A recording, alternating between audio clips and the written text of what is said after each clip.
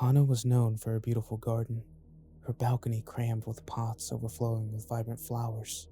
It was the talk of the apartment block.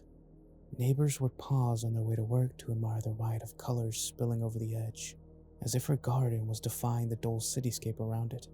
Hana spent hours every day tending to her plants, her fingers stained with soil and the smell of flowers clinging to her clothes.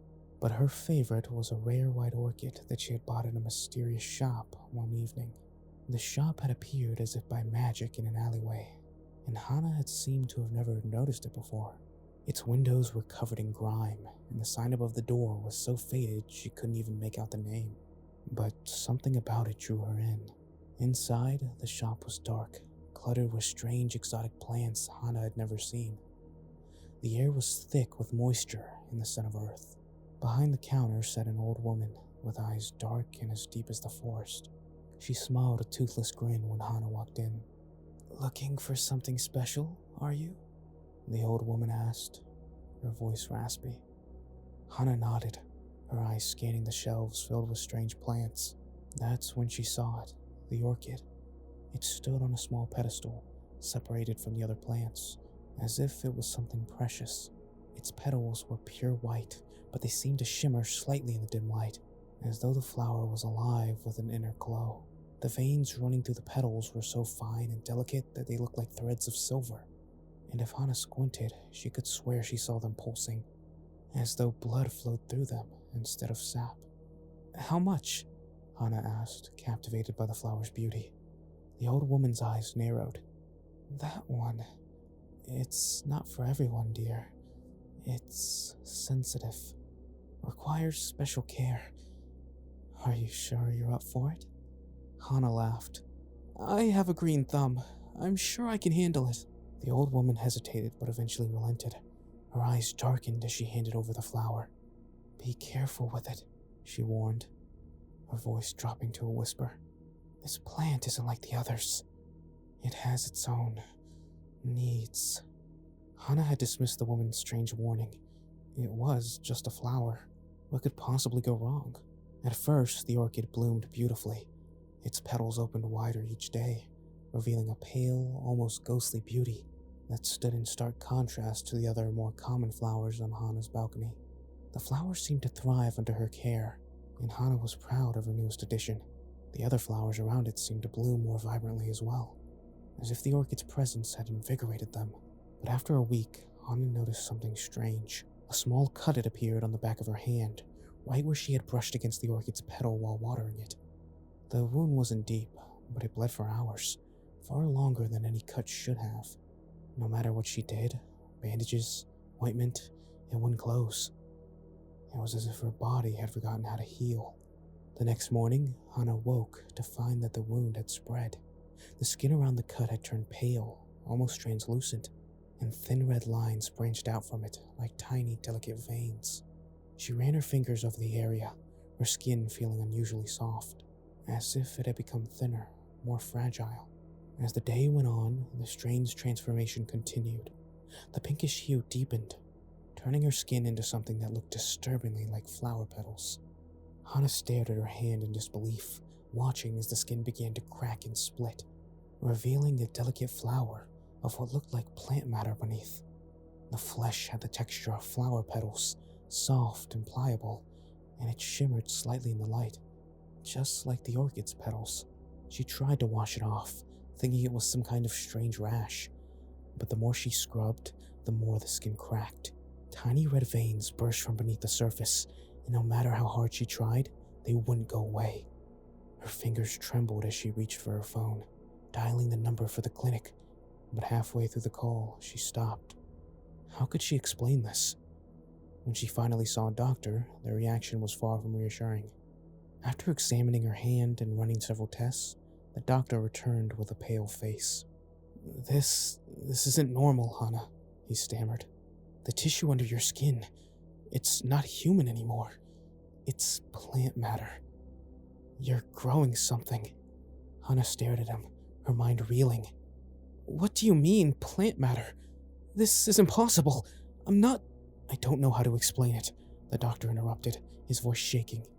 "But it's spreading. Whatever it is, It's taking over your body." Hana left the clinic in a daze, her head spinning with the doctor's words. The transformation had spread further, crawling up her arm now. Her skin was turning into a patchwork of human flesh and flower petals, her veins twisting like vines beneath the surface. The soft fragrance of flowers began to cling to her more intensely. The same scent that used to comfort her now filled her with dread. As days passed, her body continued to change. Her skin, once smooth and warm, grew papery and thin, cracking and peeling away to reveal a network of veins and flowers beneath. The petals that grew from her skin were soft and delicate, but there was something deeply wrong about them. The once beautiful blossoms now felt alien, grotesque in their relentless growth. It wasn't just her skin, it was inside her too. She could feel it. The roots, the vines, they were spreading deeper into her body, winding through her muscles, her bones, her organs. She could no longer move her fingers properly. She had become stiff and brittle, as though the tendons had been replaced by stems. Worse was the smell. The sweet, intoxicating fragrance that now permeated her apartment had grown stronger, almost overpowering. At first, she had enjoyed it, her own personal floral paradise. But now, it was suffocating, clinging to her, invading her every breath. It was the smell of rot, of decay masked by beauty. She couldn't escape it. The flowers that bloomed from her body were slowly consuming her, and she knew, deep down, that they would soon finish the job. One night, as Hana lay in bed staring blankly at the ceiling, she felt something shift inside of her. A strange, crawling sensation rose from her chest, moving upward into her throat. She gasped, choking, as the sensation grew stronger. She stumbled to the bathroom, clutching her neck, her vision blurring. Leaning over the sink, Hana opened her mouth wide, and she saw it. A small, delicate flower bud was pushing up from the back of her throat, its stem curling from deep inside her body. She gagged, tears streaming down her face as she tried to pull it free. Her fingers grasped the fragile stem, but it was rooted too deeply. She retched and coughed, her chest heaving as the flower bloomed inside her mouth. The petals unfurled slowly, stretching out between her lips, their softness brushing against her tongue. Hana's body convulsed as she yanked on the flower, her fingers slick with blood, but no matter how hard she pulled, it wouldn't come loose. From that night on, Hana was no longer Hana. Her body had become a grotesque garden, a horrifying amalgamation of human and plant. Small buds appeared everywhere, on her arms, her legs, her back, and they bloomed with frightening speed, turning her into a living bouquet. She could feel the vines winding through her muscles, pulling her limbs into unnatural positions. Her body was no longer her own. It was a host, a vessel for something far beyond her understanding. She couldn't even scream. The flowers in her throat had grown too large, silencing her voice. Her once human form had been overtaken by the relentless growth, her skin cracking and peeling away to reveal the blooms beneath. Her mouth, now perpetually open, was filled with delicate petals, her teeth hidden behind layers of flowers. And still, the sweet smell filled the air. It seeped from every pore, every crack in her skin enveloping her in its sickly perfume. The neighbors began to notice, first commenting on how pleasant her apartment smelled, then growing concerned as the odor became overwhelming.